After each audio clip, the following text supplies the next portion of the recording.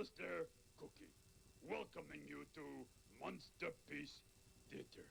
Today, we're going to see lip-smacking play called MuseScore 4 and how to use it to practice. Whoa. Oh, sorry, over there. Okay, so now that you have MuseScore 4 open, I will show you a few do's and don'ts.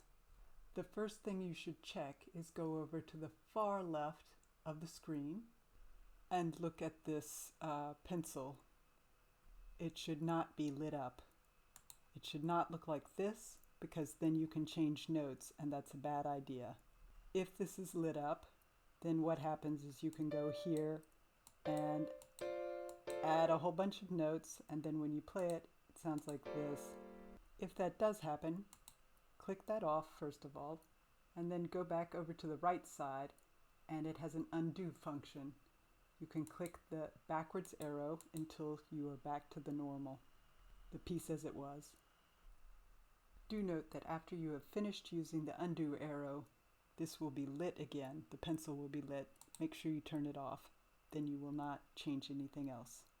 Another way you can accidentally change notes is if you have selected them and you drag them, they will change. Simply hit undo. Of course, another thing you can do if you don't know what you have changed and you think you've changed something, close the file without saving. Just close it, shut it down, open it back up, and it should be what you had originally.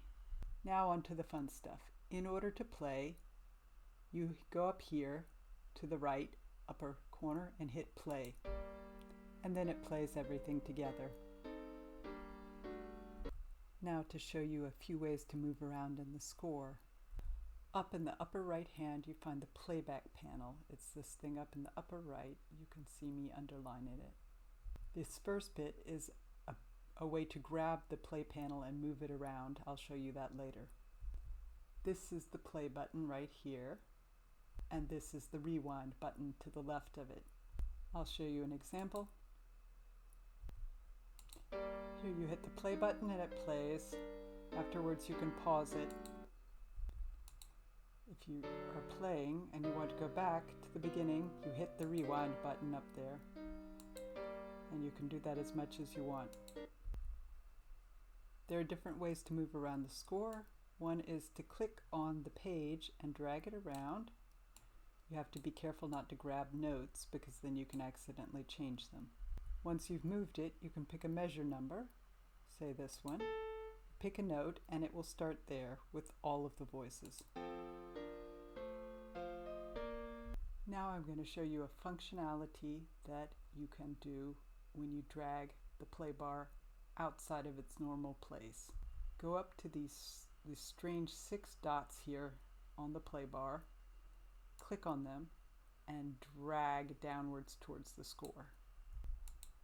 So when you are playing, you can use this line, this longer line, to drag around to different positions on the score, and you can use the bottom line, the tempo, to change the tempo while you're playing.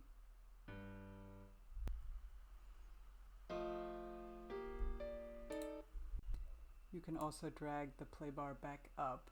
When you see that lit area, it means you can pop it back into its normal place so that now you can see it. I will show you the metronome function is right here. You can turn that on during playback, and then you hear the metronome.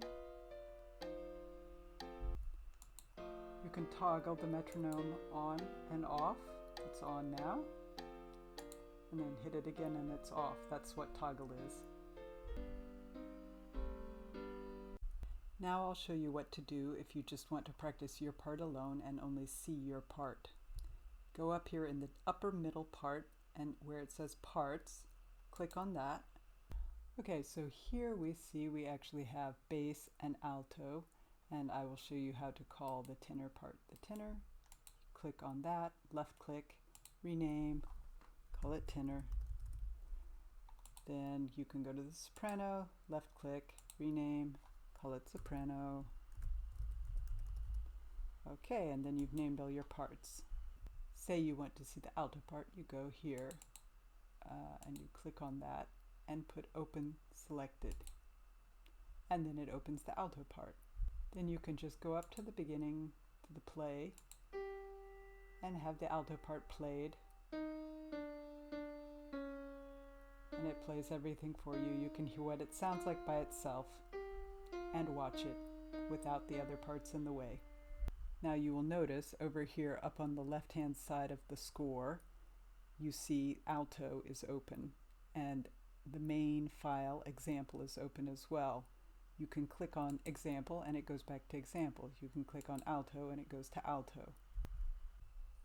Now I will show you the very interesting function called mixer. It is also up here right next to parts. Click on that and then you have the mixer appear. So with the mixer you will also notice all the voices are called clavier or piano, and here is the soprano on the far left, alto, tenor, and bass. So for the moment we will look at the tenor voice. Say we want to play just the tenor voice. We will hit solo here and then it will play just the tenor voice. And you can also put the mixer down by clicking up there so that you don't have to watch it and you can see all the music and the tenor against the other voices, but just hearing the tenor. You can click the mixer back up again. Now say you want to hear two voices. You can hit two solos, tenor and bass, and then play that. And then you hear the men's voices. You can also, of course, change and if you put the soprano and the alto voices, then you can hear them together like that. Of course, you can also play soprano on bass.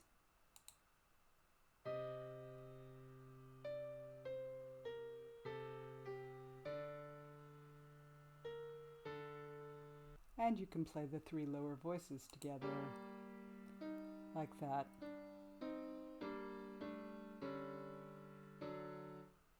Say, however, that you're a bass and you want to hear your voice loudest.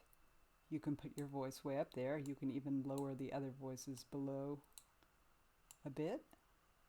And then you can hit play. And you hear the bass coming in very loud and clear. Once you have the bass with the mixer like that, you can also put the mixer down. You can look for the interesting bass part and say maybe, oh, okay, I want to start here, and then play it.